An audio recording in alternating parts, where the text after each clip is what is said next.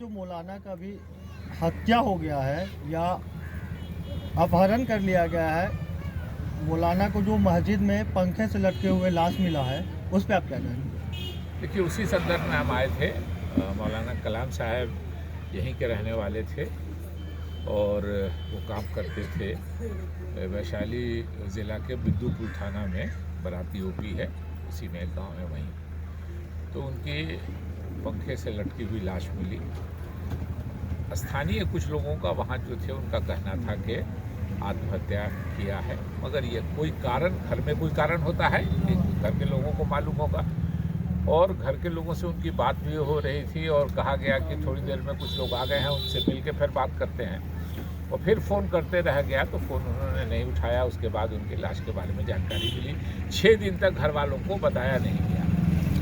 उसी संदर्भ में हमारे मालूम हुआ तो मैं आया था यहाँ। तो अभी वैशाली के एसपी साहब से मैंने यहीं से बात की है।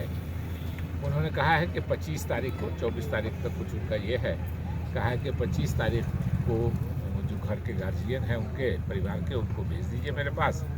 हम और जो भी संदेह का कारण है वो बताइए, हम खुद से इसको देखेंगे और जो भी सही काम होगा वो करने की कोशिश करेंगे। अभी तक कोई जानकारी नहीं है घर वाले की सर? नहीं, घर वालों को जानकारी हुई है, मगर हत्या कहिए, आत्महत्या कहिए, जो भी है, जो अब तो जांच में पता चलेगा। इन लोगों का एक संदेह तो उसी से बनता है कि 6 दिन तक कोई आत्महत्या कर लेगा घर से बाहर, और जहां आत्महत्या किया वहां के लोगों की जिम्मेदारी थी घर के लोगों को खबर करना, मगर 6 दिनों तक घर के लोगों को खबर नहीं किया।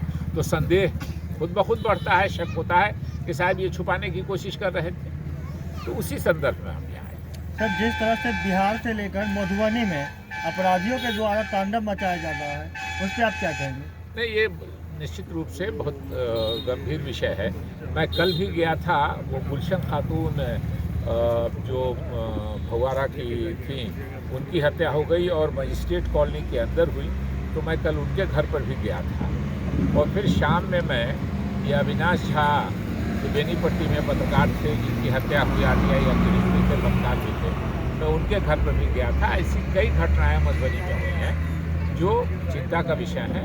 और हम लोग बिहार सरकार से भी बात करेंगे, जो बड़े पदाधिकारी हैं उनसे भी बात करेंगे कि इससे ज़िला की छवि खराब होती है और लोगों में एक डर का माहौल पैदा होता है।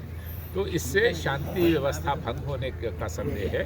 इसलिए पुलिस को पूरी तत्परता से, जो हमारे SP हैं पदाधिकारी, वो उनके जो बड़े पदाधिकारी हैं, रीजनल IG हो, DG हो, नीतीश जी मुख्यमंत्री हैं, इन सब को ये लेना चाहिए कि ज़िला में अगर भय का माहौल हो जाएगा तो ज़िला में अशांति होने का खतरा है। सर, मधुबनी SP पे बात की है तो मधुबनी SP के कार्यशैली पे आप क्या बताएंगे? जैसे अविनाश हत्याकांड, खुद पत्रकार को अगर हत्या कर दिया जाएगा तो आम पब्लिक को क्या और होगा? युवा पत्रकार, RTI एक्टिविस्ट, और स्वाभाविक रूप से, और लगभग आज 12वां दिन है और लाश जैसी जली हुई हालत में उनके मिली। पुलिस को और तत्पर होना चाहिए था मेरे ख्याल में। पुलिस की तत्परता में कमी है, और पुलिस की तत्परता से कमी होती है तो जो ज़िले के इंचार्ज हैं, जैसे अभी हम यहाँ बैठे हुए हैं मधुबनी में, हाजीपुर का मामला है तो मैंने, वैशाली का मामला है तो मैंने यहीं से हाजीपुर के SP साहब से बैठ के बात की। तो ज़िला के जो SP हैं उनकी जिम्मेदारी बनती है और उनको चाहिए कि तत्परता से इसको देखें और जो भी उचित कार्रवाई हो वो जल्द से जल्द करें। न्याय के बारे में एक बात कही जाती है कि सिर्फ न्याय करना ही सब कुछ नहीं है, लोगों को लगे भी कि न्याय हो रहा है, तब उसमें विश्वास पैदा होता है। तो न्याय होना चाहिए और SP साहब को और जो पुलिस के बड़े पदाधिकारी हैं उनको तत्परता से इस पर ध्यान देना चाहिए। Thank you.